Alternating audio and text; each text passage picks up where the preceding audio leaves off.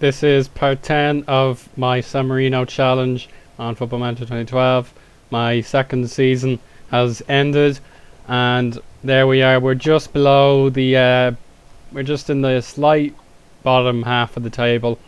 The last episode I said 10th was the bottom, or the halfway point, but it was actually 9th position, and we did quite well. We'll describe the results in greater detail very shortly. But there we are, 10th position, only a few points off the playoffs, so I'm not too displeased about that. You know, we can build on this. We've survived the season quite comfortably, as did Pogie Bouncy.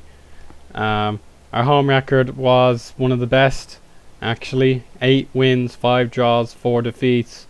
But our away record was where we kind of disappointed. 4 wins, 4 draws, 9 defeats. To be honest, that's not too bad. Barletta won the championship, only lost 2 games, like a truly magnificent record for them. They were very, very difficult to catch, and we'll hope to emulate them next season, knowing that we'll have better players.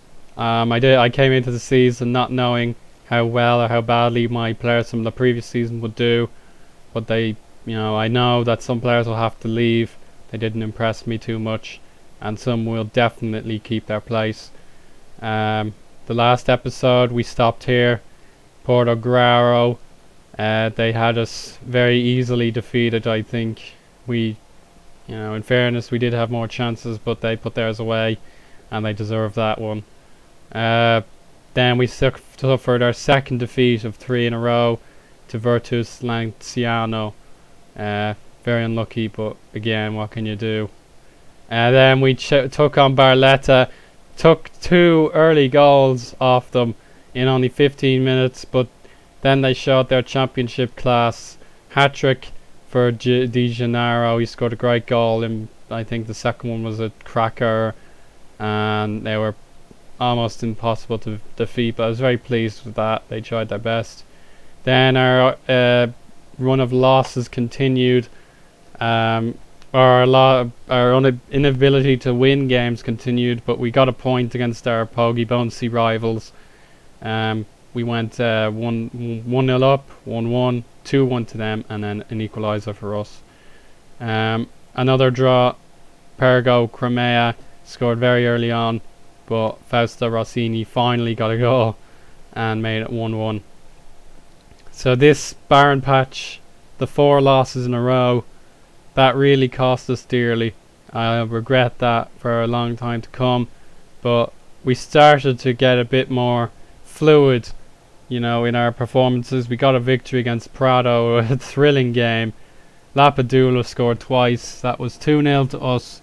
Then they made a staggering attempt at a comeback, got one back. We scored one, they scored one, we scored another, and then they scored one. So I wasn't too upset about that. Good game. 1-1 with Guianova. We never won 2 games in a row, which is something that will need to be redeemed next year. Kashili, I re-promoted him back to the senior squad, and it was a great decision. But Guianova, who were relegated, managed to sneak a goal back. Very annoying, but we played at home again, and we were triumphant against Milazzo. I think they're in the playoffs, I'm not too sure. Lapadula and Lodice on target. Piacenza, we had another chance to win a game, and we didn't really do enough. Piacenza also managed to take a playoff place, so they're back on their way, even though in real life they're extinct. So whatever. Juve Stabia, like the Juve in their name must have helped out. They were a better team there. It was a terrible game, but they scored all their chances and we didn't take ours. That's extremely annoying. The worst case scenario for any manager. Carrese, we beat them 2-0. Dino Medahovic, I'll talk about him in a minute, and Alessandro D'Antoni scored. Latina, too difficult to break them down, and we conceded right on half time. That just made things impossible. Andrea Bat, who finished above us in the table, we were able to beat them 1-0 thanks to Juan Pastore, brother of Javier of Paris Saint-Germain. He managed to score a good goal. It was a cheeky tackle from Seska, took the ball off the defender, passed it to Pastore, and he scored. Cremon SA beat us 2-1, penalty early on. We got an equaliser, a sweet equaliser out of the run of play. But then, when I taught the guys to defend, they just couldn't hold out. And Alexis Ibrahim scored again. That was despite a red card. I tried to go for it, but yeah, I think I probably should have told them to defend. Then we had a great little patch at the end of the season. 3-0 against Perugia, Villanova, Lapadula, Kashili. 1-1 against Triestina. Could have won twice in a row there. Villanova scored with Bianchetti putting it into his own goal. Nothing he could do, I'm afraid. And then we ended by reading relegation playoff team Trapani. Villanova scored again, so he's definitely got his mojo back. And that'll summarise that. The squad, definitely some players have to look at themselves and think, why didn't I do better? Sorry, I should go back to the squad. Selection info. Appearances. The most appearances was Carmine Giordano, 27 in all, but he was quite average. Gianluca Lapadula, he's going to be he's going to expire his contract very soon, and he was definitely our best attacking option. 28 games and 10 goals for an attacking midfielder is splendid. Sergio Sabatino was our chosen left back. He did quite well. I'm pleased with that. 6.98 after 24 games. You will probably notice that some very good players haven't appeared that often. That's because of the injuries I kept getting. Andrea Carappo, 23 games, 24 conceded, and how many clean sheets? 10. Yeah, so he did quite well in his first season. Daniele Fredi, he's definitely been one of our disappointing players. He'll be featured very soon. Asimo Torre, 22 games, 7.05 rating. Didn't score a goal though. Morandi, after Ederbau kind of went by the wayside with an injury, he did quite well. Attributes, he got 7 assists, but just the 1 goal in the cup. Anyway, we didn't have a very good cup run anyway. Karemi did alright. 2 goals for him. Viteoli he was out on loan, but I don't think he did well enough. Matteo Bianchetti, he is gaining stats quite considerably. I'm very happy with that. It was his birthday on March the 7th, St. Patrick's Day. Hey, on the lad. So there's another famous Italian who has a birthday on St. Patrick's Day, and hopefully he has similar capabilities to become a good player. Luigi Cipriani just recovered from an injury. He played 18 times, scored 3 goals. 17 games in the league. But I don't know, I might have to let him go since the young defenders could use a bit of handiwork. David Poletti got injured as well. He was stable in the first team squad, but his attributes are stable, but they're probably going down during his injury. Fernandez, yeah, he played 15 times, scored 2 goals. Ederbau, 17 with 3 goals. Alfredi, yeah, he was quite disappointing. He didn't do very well. No clean sheets in the cup, even though he played both games, and he kept 3 clean sheets in 12 appearances. So he's very much the backup option now after doing so well for me in lower league. Villanova stood up to the plate. He made a lot of substitute appearances, but he got much better as the season concluded, and I'll have to think long and hard about keeping him. Juan Pastore, 19 appearances, 1 goal. Could have done better, but Lapadula was so much better, to be honest. Guido Stella did okay. Seska, 16 appearances and 2 goals. That is disastrous. I really couldn't keep any particular striker in the first team. That kind of screwed them all over. But if your striker's not doing well, then why play them? We'll have to really work hard on finding good new strikers. Lodice, 15 appearances, 2 goals. Manuel De Santis, 12, no goals. Rossini, 18 appearances, 1 goal. He's gone. He's gone. I don't know. Disappointing, because I signed him up. He did superbly in a similar league. 34 games, 18 goals. He played half that and scored 1 goal. Ridiculous. Jean-Philippe Delcourt, he was a new signing during the middle of the season. I just saw so many defenders had shortlisted goals. So I was like, if anyone touches Delcourt, they're not getting them. I was like, I must have this young Belgian, and you can see why. Great heading, great tackling, super aggressive. He's got pace, and he's got a lot of influence. So only 21 years old, he'll be a long-term signing. So Ibarra picked up an injury. He only played 9 times. Marco Ingrao, before he was injured again, he played 10 games with a 6.75 rating. Alessandro D'Antoni, he was amazing in pre-season, as I mentioned before, but I'm afraid he's not done well enough, and he's decided, I've had enough here and I'm going to let him go. Vittorio Ferrero, 9 appearances, no goals. Adrian Stoyan picked up an awful injury. He just recovered from it, and it was a real disappointment because I was very vulnerable at the left side for a while. Injuries, fractured ribs, 2 months, and that was on top of a thigh strain, so we barely got to use him. But you never know, next season it could all clear up. Nicola Principali, he's a quality midfielder. He might get another chance. I don't know, his attributes, yeah, they're going down, but he got a lot of injuries and I barely played him. You can see he got a hernia, he got a bruised shin, he got a torn groin muscle. He had a lot of injuries, and that's awfully disappointing. Kashili, he was very good, even though he only played 7 times. I should have realised how good he was. He did very well for the youths and all that. I'm just trying to rush. So Del Sole, I think I'm going to let him go. He was a loan deal, Manuel Persone. Yeah, didn't really do that well, apart from in his last game when he actually got to start. But whatever. Yeah, let's just check out the transfer deals I did. First of all, let's talk about the player who will come in. Mattia Desolé, a young Swiss defender. Look at the physical. I think these are very good physical stats. Perhaps his technical can improve. Excuse me. And his mental stats are okay. But I think he has plenty of potential. A former Inter Milan and AC Milan player.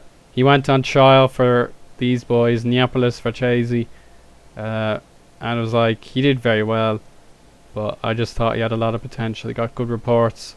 Already 2.5-star left back, and he could even double if he's given the right amount of effort. So good deal, I believe, and I wish him the best of luck. Transfers in. Yeah, so Stoyan, we mentioned him. Dino Medahovic was he looked very good as a striker, but he got homesick. It was the first time I experienced it, and I first of all let him go home for a month, which was like fair enough. I thought that would sort him out, and then the game told me he was still unhappy. The game told me he's still unhappy. He wanted to go, and I was like, come on lad, you said you wanted to play. And I was like, do you want me to bring someone in who can help? And he's like, no. And I was like, if you're not going to cooperate, then you may as well just leave. And that upset him. So disappointingly for me, he only played 6 appearances, scored once, and now he's gone to Leotar back home in Bosnia and Herzegovina. So that was a complete waste of my time. And that's about it for the transfers. Thomas Locatelli, I let him go. I just I got fed up with him complaining again. Shame, because he still had plenty of good stats. He only played 3 times. Didn't really stand up and take notice for himself. So yeah, the youth squad were desperately unlucky not to win their league. I mean, I'm so proud of them. And if there anything is, if I'm meant to do something in the San Marino Challenge, it's to make good youth players. And I think this is evidence that we're doing the right thing. Here we got 18 wins, 11 draws, 5 defeats. Very unlucky not to win the league. Would have been a crowning moment for those players, but it's way too big. Look at the size of the squad. is taking up a significant chunk of my wage bill, and half these players shouldn't be here. I'll have to sort that out. If we had the finances, I'd terminate the contracts with people I didn't want. But anyway, so Diego Duio, I'm sure we'll see some of him in the future. Yeah, he can play attacking mid right. Training him up there. He did 30 appearances with a 7.98 rating. Pleased with that. Who else deserves a mention? Sorry about all that. Samuel Gazzola, he's Sam Marinese, and he's got great potential. He can definitely slot in the attacking mid-centre role. I think we could use some more. Alongside Lapadula and Pastore. Maybe I'll give him a game or two. You never know. Luigi Olivetti, he's another good left back, so we're not going to be short of left backs. But he probably needs more time in the youth squad. 7.03 rating. Played an awful lot of games. Gianfilippo Nesta, he did very well. 4 goals. That's pretty decent for a centre mid. And he can definitely stand up and take notice of himself. I don't know what this potential means if he ever got promoted, but you know, if these players had great potential, got into my team, and then turned out they weren't good enough for the Serie B, then that would be awfully disappointing. Lorenzoni did okay. Politi, yeah, he did well. Could have done a little bit better, but you never know. He's still got potential. Luca Rivi, I think it'll be worth giving him a promotion. He scored 6 goals, but for the time being, he could use a loan deal. I'll think about that. Alex De Vigo, similar mould. He was better in front of goal. I'm pleased with him. Eduardo Gio didn't get as many games, but we still got plenty. That's good to see. Federico Barba, I relegated him into the youth squad, and that is exactly why. Look at some of these stats just go up. He made 5 appearances for me with a 6.80 average, but then I reduced him into the youth squad after January, and I think it was the right decision. He'll definitely gain re-promotion very soon. Ennio Longato, didn't really talk about him much, but you know, I didn't really have many goals. And that's about it for the guys I want to talk about. Gianmarco Vagnini, he's coming back to us. Yeah, okay. Yeah. Contract. See, some of them are on long contracts. Yeah, I don't want them to be. You can just see we can let go of him. He's not good enough. Rihi, not good enough. So I think it ends here. That's the last guy, and we put on this report. You can see I don't want really any of them, and then there's so many more players that I need to get rid of. Stupid. I don't know, because of the finances, we need to be very careful with them. We're a million in the red again. The board have been very generous. What? Oh no.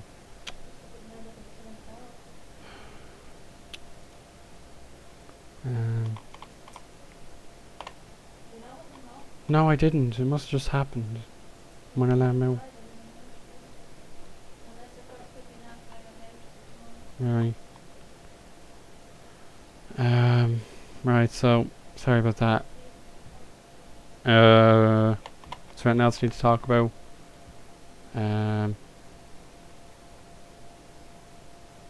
No, I don't really think I need to say anything else. I completed the season rather quickly. I'm pleased with that. But transfer business will be the name of the game, just like in the Pentagon Challenge series.